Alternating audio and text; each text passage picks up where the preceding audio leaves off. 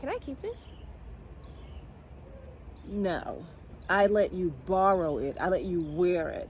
No, it is still my ring, but you can wear it. Okay, come on. Okay, my mom let me. I'm sorry. Okay. My mom let me wear her High class school. ring. My high school class ring. From Pine Bluff, and it says 1987 on it, and Pine Bluff is around the ring, and it's purple, but it looks blue. Okay, my birthstone, because my birthday's in June, and it was a bird. Okay, come on, let's finish. Okay. Oh, okay, so in this video that you're about to see is of Yukima and her daughter, Hayden, Pamela and her daughter, Danny, and Lachelle, our book club contributor. and us, of course. Yeah. On Facebook Live reviewing the Blackout book, which has 6 different stories by 6 different brilliant authors. Yes, Danielle Clayton, Tiffany D. Jackson, Nick Stone, Angie Thomas, Ashley Woodfolk, and Nicola Yoon.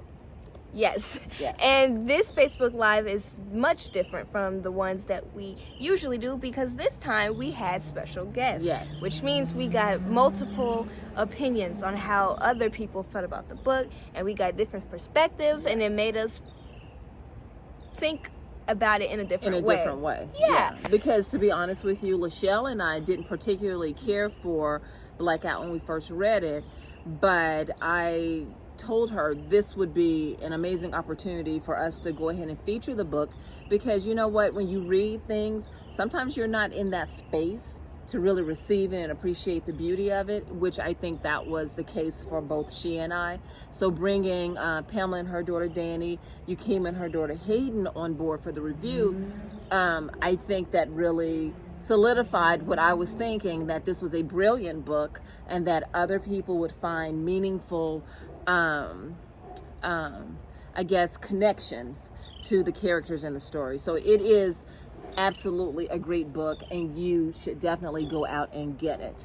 And then so we show you just a clip of the book review, not in its entirety, because this book review was over an hour long, and I expected it to be, because of course we had, you know what, 6, Right, yeah. basically 6 different opinions. Oh gosh, okay, showing my underwear there. So, and then we announced our new book, which is Off the Record by Cameron Garrett. Yeah. I picked out. Yes, she did pick it out, and I have read it, and it is incredible. Can I tell them? Yes. Okay. Yes. So, because I want to make sure I quote it word for word. In the first chapter, it says clearly. It says. Okay, it says clearly Black films only receive critical acclaim when they heavily feature Black suffering. Where are our happy movies? They exist, but you don't see them winning Oscars. And that's what made me pick this book, because a few days ago, my mom and I... prior to that. Prior to us seeing this book, my mom and I and Lachelle, we were talking about how every book that's by a Black author that is getting like exposure and attention and is on the New York Times bestseller list, they all have struggle involved. They all have you know, some type of abuse, whether it's drug abuse or sex abuse. They have some sort of poverty, and it's just like, oh my gosh, do we not have happy families? Do we not have happy endings? So we had just had that conversation. Yeah, and I'm not trying to shy away from, you know, what happens to Black people, because I mean, come on now, we know what happens to Black people. It happens, it keeps going on till this day.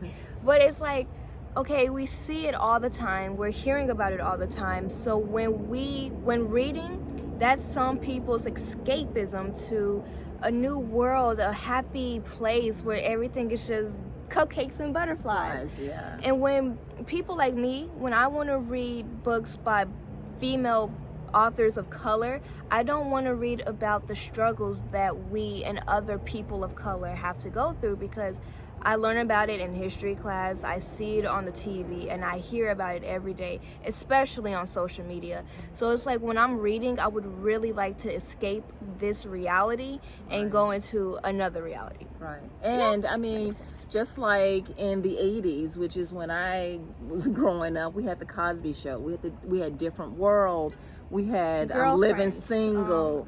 Girlfriends, I think, was in the 90s, but we had those positive shows. And so it's like, okay, we know they're out there, and we know that Black families are happy. We know that they're successful. Why can't we read about them in the books? Yeah, and this is the last thing I'm going to say, and then you guys can get into the video. But Black AF on Netflix is such a great show that mainly focuses on Black families. It's like, would you say it's like a reality TV show? It is, totally. Yeah, and it's just amazing. It's but funny. It's scripted reality. Yeah, it's scripted. Yeah. It's not like just, like the Keeping Up with the Kardashians. Yeah. But it's Kenya Barris, I don't think that's his real family. Oh, yeah, yeah. So, but I don't think it got picked up again. So, yeah. Anyway, we're going over time. We're going. Okay. Ooh, that's 5 minutes. I know. Well, hope you guys enjoy this video. Yes. And as always, make sure you like. Yes. Like it. Comment. Subscribe. Share. Yes. And we haven't done this in a while. I know. And as always, make it powerful. And make it amazing. Bye. Mwah.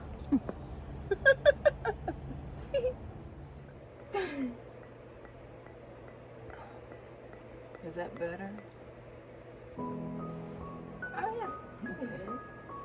You don't want them to like see us more? Well, how can they see us more? I can't let it down.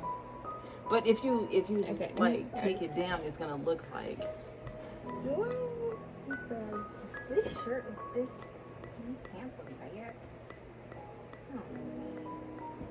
It says we are live. Okay. All right, guys, we are trying to get this together. Lachelle, can you hear us? Okay, so unmute your mic. This is strange. And hey, you came up. We're trying to work this out. Let me see if I can turn my volume up.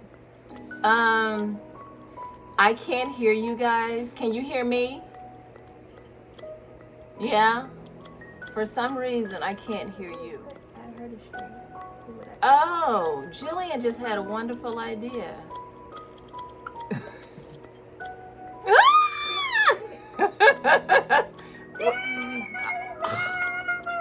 Gillian goes, why don't you add them to stream? And I'm like, oh, that's a good idea. Oh, there's Pam. So let me add her to stream. Yay! Pam, if you want to. Oh, we're great. We're sitting here like hoping that we can figure this thing out. Okay, so it's 7:30 now. I know. Oh, I'm so glad we decided to do it like this and have everybody come on and talk about it, because after I listened to her perspective and then she went on and we listened to somebody else's perspective, I was like, oh my gosh, what a missed opportunity. We can go ahead and start because it's got to be 7:30. So, okay, so welcome, guys.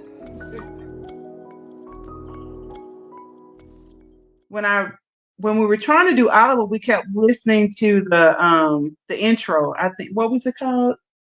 Where they kind of give you a synopsis of what it is. And I wasn't really interested because some of my views are different than others, especially these new millennials. And so I was like, oh my gosh, I don't know if I want to read this. And so Danny was like, well, then you tell her why you don't want to read the book. And so she challenged me, and I said, I'm going to read the book. And so I read the book. I listened to the book, and then I went back through it with the book, and I absolutely love the book.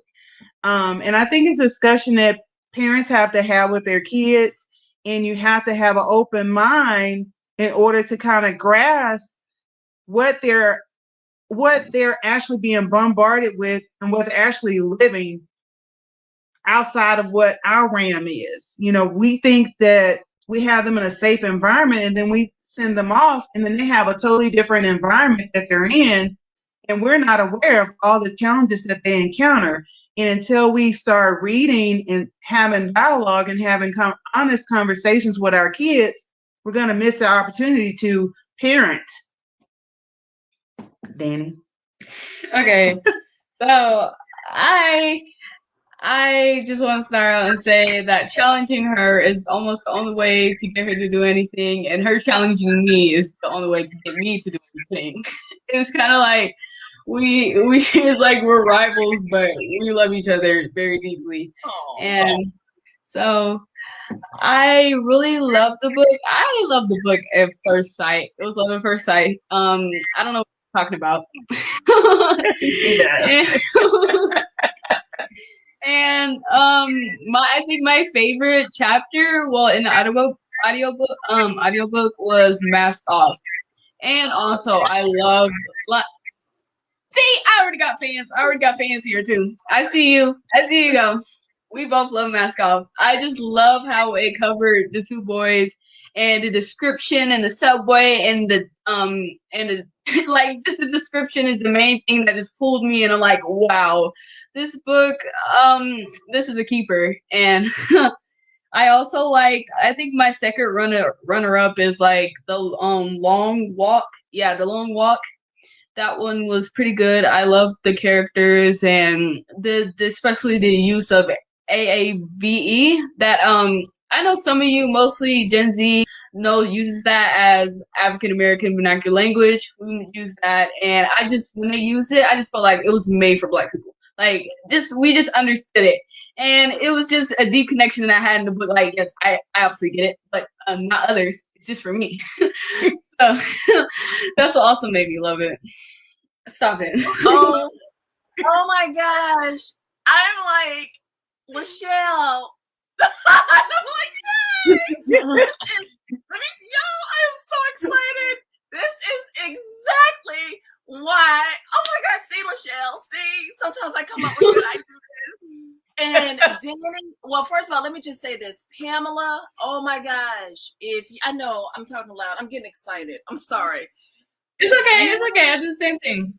You hit the nail on the head like 50 dozen times with what you said about how this book just laid it out in front of you to be a catalyst for conversations to have with our kids. And I'm getting chills because that's exactly when Lachelle, Gillian, and I, when we sit down and try to figure out what books we're going to read. Oh my gosh, I am getting chills. You just hit the nail on the head, and thank you so much for that. Danny, oh my Lord, honey, we're gonna have to have you back. That's all it is to it. I mean, like, hello, girl. Yes, ma'am. Yes, ma'am. I love it. And now, before I get to me and Gillian, Yukima, and don't worry, honey, we're going to come right on back around to everybody. I want to hear what you and Hayden thought about the book. Okay, well, sorry. I thought he was going to nap through this, but no.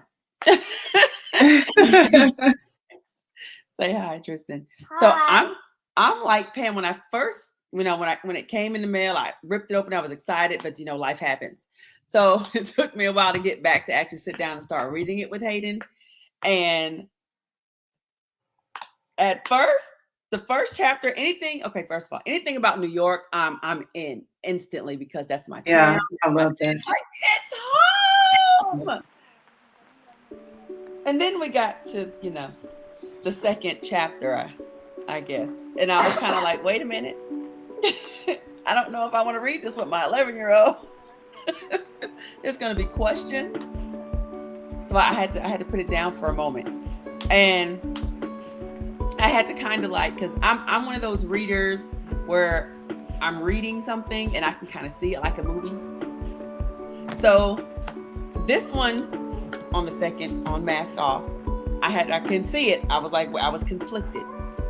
So like Pam, I had to get the audio version and kind of just let it read it which allowed me to play it as a movie. It became more, okay, I can see that. And then I just felt some kind of way because, you know, being a heterosexual woman, I can remember the things that I felt as a teenager growing up with sexuality and everything, but you don't think about that with other children that are conflicted, you know, during that same time, and they don't have anybody to talk to. It's like, whoa.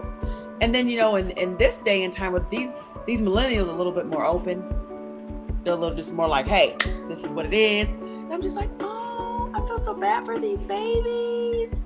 But then in another sense, it's like I was reading and I'm like, I don't remember a book being this descriptive when I was a young adult outside of The Coldest Winter Ever. But I was like, this is very detailed for a child to read. But I enjoyed the book. I enjoyed the read, well, the listen, because with the different voices, it brought the book to life for me.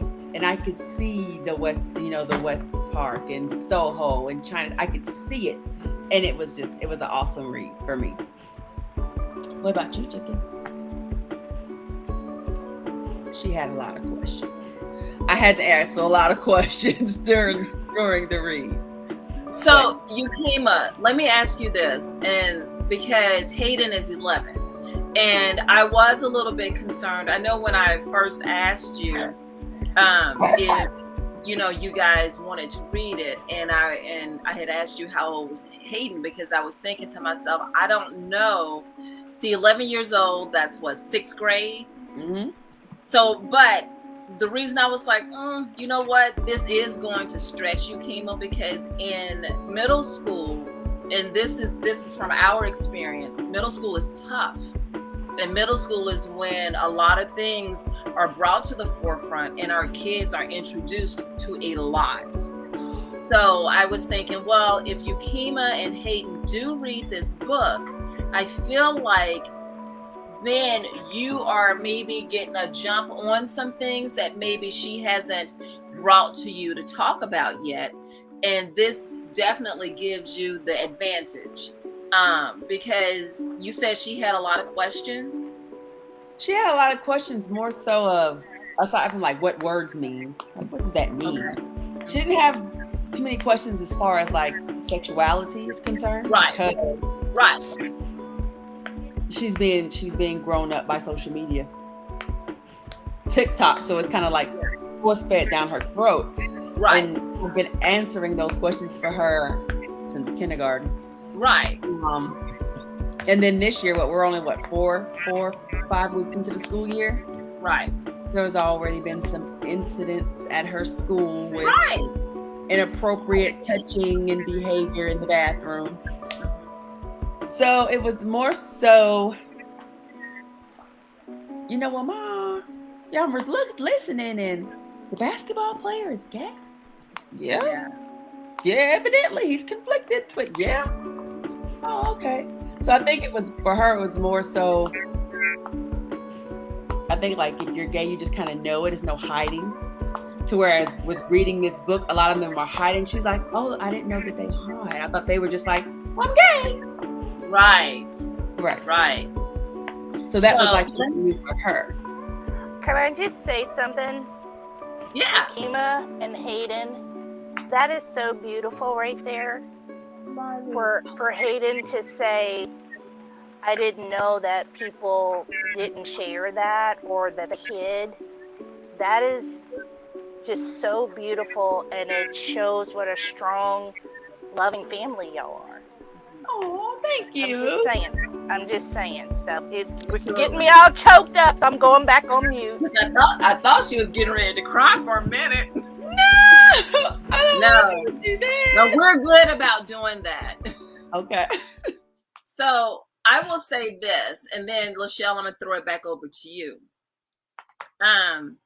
I just like Danny. My favorite was Mask Off. I think that's it. I wrote it down. Did I write it down, Gillian? I think I did. Your favorite line was, I can't wait to see you. Oh yeah, there was a quote in there okay, so the two young men is Tremaine and Ja'Cory, and they had an experience, early in 6th grade when Ja'Cory and his jock basketball friends threw Tremaine into a closet and locked him into this closet. So, but of course, years later, they happened to be on the same train during the blackout. But then some other things happened, because I don't want to give too much away with this, but they both, I think Tremaine was probably more comfortable in with his sexuality, definitely more so than Ja'Cory. But there was a quote at the end that gave me chills. And it not only, I don't feel like it's specifically for them, but we can all, I guess, learn something from this. And Tremaine tells Ja'Cory he's looking forward to seeing him without his with his mask off. Oh my gosh. I mean, it gave me chills. I had to write it down and highlight it in the book, because I mean, how many of us walk around with a mask on, afraid to show who we really are? And it was just something, I'm getting like a chill in the back of my head. It just says a lot for these two young boys that are still, 17 years old, 18 years old, to connect in that way. And I would be really interested in them actually making a book out of just that story right there. And then I needed to do something that's probably going to embarrass Gillian. I need to let you guys know that I am the book contributor for the GiGi and Rho book club. However, someone stepped out of her comfort zone, and Gigi chose this next book. And I am so proud of her for helping me in this project, because we were trying to find a book, a light summer read written by a person of color, and I could not find it. Teen pregnancy, homelessness, like Rhonda said, the poverty, this, and it was just like, oh, for crying out loud. I am so proud of Gillian, because she's like, hey, Mom, you think Miss Lachelle liked this book? And I was like, I got it the next day. Now I haven't started reading yet. But I'm just so proud of where Gillian is now. And I remember the first time we did a review on Facebook Live, and Gillian Didn't say a word. may have said 3 sentences. Maybe. And she is just growing and coming into her own, and I'm just so proud to be a part of y'all's team. That's my first book review, and I really appreciate you allowing me and Danny to be a part of it. It was awesome. Yes, thank you. So thank you, GiGi and Rho, for providing this platform that I can show my daughter that there's something else out there. So thank you guys. Thank you guys so much for joining. Your input was absolutely needed. It was great to hear other voices and get another perspective. So I really appreciate you guys coming on, and you guys just made this whole book club live just better. You did. You really did. I know it may seem small and minor to you guys, but I feel like such a small thing is just going to be something major. And I want you to know too that this is what matters. And I tell people all the time, tell Gillian all the time, if no one shows up, if we're the only ones there, we're the ones that are going to be edified by it. We're the ones that are going to be built by it. We're the ones that are going to gain something from it. So you don't worry about anybody else. All right, ladies, we love you and thank you so much. Have a great night. Mwah. Make it powerful and make it amazing. Bye, y'all. Bye. Okay. 9 o'clock. Dang. Wow. Well, I did not talk that much. No, but it's But I'm okay. happy I didn't, because I gave other You people did. time. But I still think it was a good. Yeah, and there are times where I did talk, I feel like I made it.